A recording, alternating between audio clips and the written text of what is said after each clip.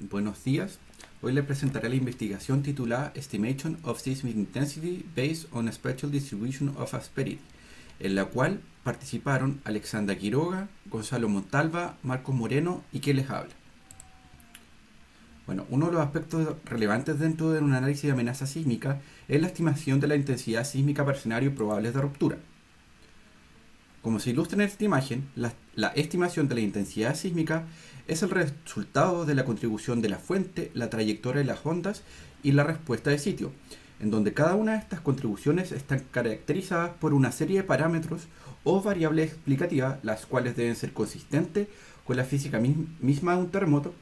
así como también tienen que poder ser predichas con la mayor precisión posible con el objetivo de disminuir la incerteza en la estimación de la intensidad sísmica. Bueno, en específico, en esta investigación se abordaron las métricas de distancia que intentan representar la contribución que tiene la trayectoria de las ondas en la intensidad sísmica medida en superficie. En la imagen se puede ver algunas de estas distancias, en donde las que se utilizan con mayor frecuencia son dos: la distancia hipocentral y la distancia más próxima al plano de ruptura, RRUP. Como ha sido reconocido por varios autores, el uso de esta métrica de distancia genera incertidumbre en la estimación de la intensidad sísmica debido a la dificultad de predecirlas y porque éstas no tienen mayor sentido físico. Bueno, en esta línea, lo que ha sido reconocido dentro de la comunidad científica es que uno de los factores principales que contribuyen a la intensidad sísmica es la distribución espacial de la aspereza en una falla. Sin embargo, producto de la dificultad de mapear estas asperezas, por lo general no se han considerado dentro de la estimación de la intensidad sísmica. Bueno, producto de la densificación de la instrumentación geodésica del margen chileno, durante la última década se han generado una serie de modelos de acoplamiento en distintos segmentos. Además, debido a la ocurrencia de al menos 5 terremotos de magnitud superior a 8 en zonas de ejecución durante la última década, se ha podido dar cuenta de la correlación que existe entre las zonas de mayor estado de acoplamiento con las zonas de mayor deslizamiento ecosísmico. Este hallazgo permitiría, entonces, en principio, incorporar la distribución espacial de la aspereza en una falla dentro de la estimación de la intensidad sísmica. Bueno, dado el antecedente, entonces, las preguntas científicas que buscaron contestar con esta investigación fueron las siguientes. ¿Existe una mejora en la predicción de la intensidad sísmica al incorporar las asperezas como variable explicativa de la trayectoria de las ondas? ¿Cómo se comporta la distancia de la aspereza, RASP, con respecto a otras métricas de distancia que se utilizan con mayor frecuencia? Bueno, primero que todo, para resolver estas preguntas se generó una base de datos que incluyó información de la fuente del terremoto de Pisco 2001, Tocopilla 2007, Maule 2010, Tohoku 2011, Iquique 2014, Illapel 2015 y Pedernales 2016. En base al registro sísmico de estos terremotos se calculó la aceleración espectral observada y la modelada por el modelo de Montalva y colaboradores del 2017. Con respecto a la respuesta de sitio, se recolectó el parámetro BS30 para cada sitio, o este se calculó si el parámetro no está disponible a partir de la metodología de Sao y colaboradores del 2006. Luego se calculó la distancia hipocentral, la distancia a las asperezas y RRUP entre la fuente y cada estación a partir del modelo ecosísmico de cada uno de estos terremotos, el cual fue seleccionado de acuerdo a la consistencia con el estado de acoplamiento del segmento respectivo. Ahora, en específico, para calcular la distancia de las asperezas, se propuso esta simple fórmula en la que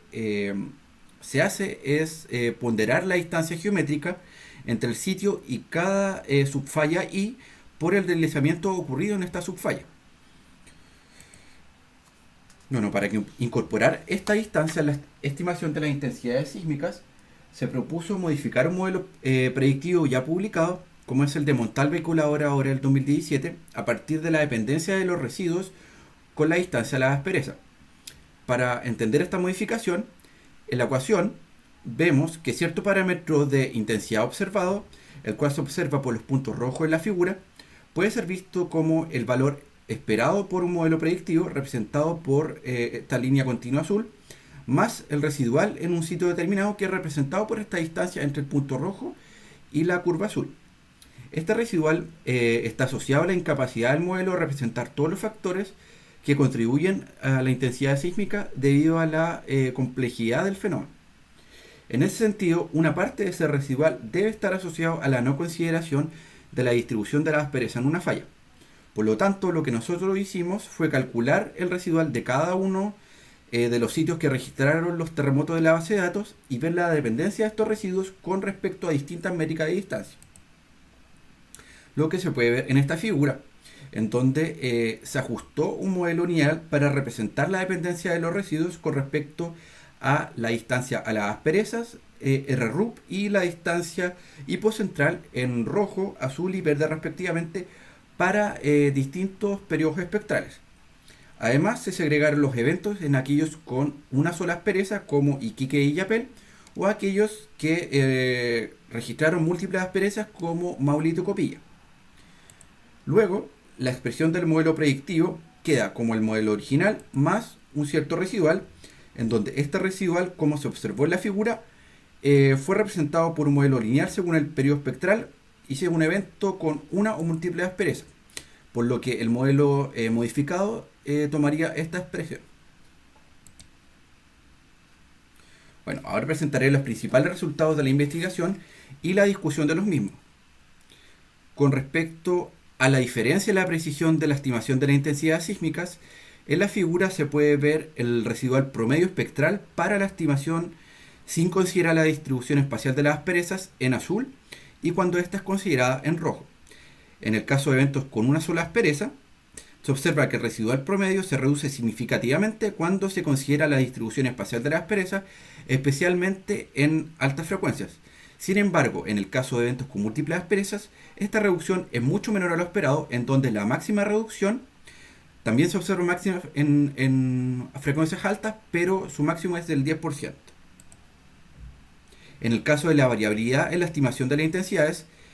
en las figuras se puede observar la diferencia de la variabilidad total e intraevento con y sin considerar la distribución espacial de las asperezas para eventos con una o múltiples asperezas.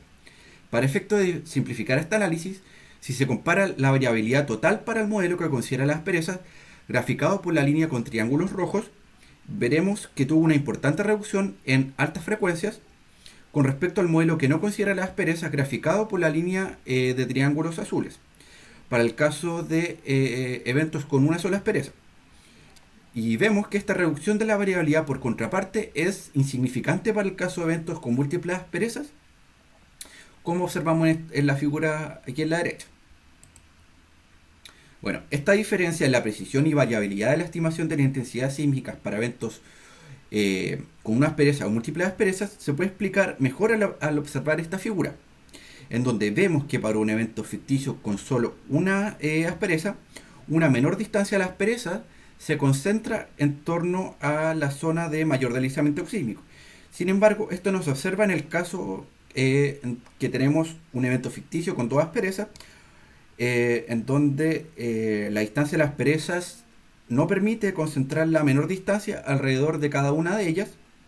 lo cual lleva a que la mejora en la estimación de las intensidades sísmicas para eventos con múltiples asperezas sea insignificante. Finalmente, a modo de conclusión y comentarios, a partir de esta investigación se demostró que la inclusión de parámetros más físicamente basados en la estimación de las intensidades sísmicas, como la distancia de las asperezas, mejora la precisión y variabilidad de dicha estimación, lo cual a su vez reduce la incertidumbre en los análisis de amenaza sísmica. A pesar de esto, es necesario revisar la metodología propuesta, ya que para eventos con múltiples asperezas, las mejoras son insignificantes, para lo cual es necesario evaluar nuevas formas de calcular la distancia de las asperezas y también analizar la variabilidad de este parámetro si se utiliza uno u otro modelo de ecosísmico para cada terremoto. Y finalmente, con respecto a la predicción de las distancias de las asperezas mediante los modelos de acoplamiento para escenarios futuros, si bien se reconoce que existe una correlación entre la zona de mayor deslizamiento ecosísmico y grado de acoplamiento, esta relación no es 1 a 1. Por ejemplo, si comparamos en la figura el deslizamiento ecosísmico del terremoto del Maule y el estado de acoplamiento intersísmico, existe una correlación. Sin embargo, el modelo de acoplamiento no permite identificar qué zona deslizará más con respecto a otra, pues prácticamente toda la zona de mayor deslizamiento concentra grado de acoplamiento cercano a 1. Por esta razón, en trabajos futuros es necesario explorar con mayor profundidad la relación entre el deslizamiento ecosísmico y el acoplamiento intersísmico. Muchas gracias por su atención.